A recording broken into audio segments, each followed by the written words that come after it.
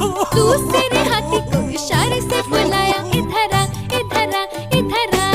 हाँ।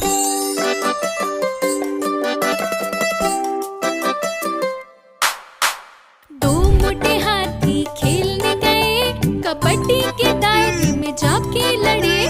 दोनों जो मस्ती में आगे बढ़े, तीसरे हाथी को इशारे से बुलाया, इधर आ, इधर आ, इधर आ। हाँ।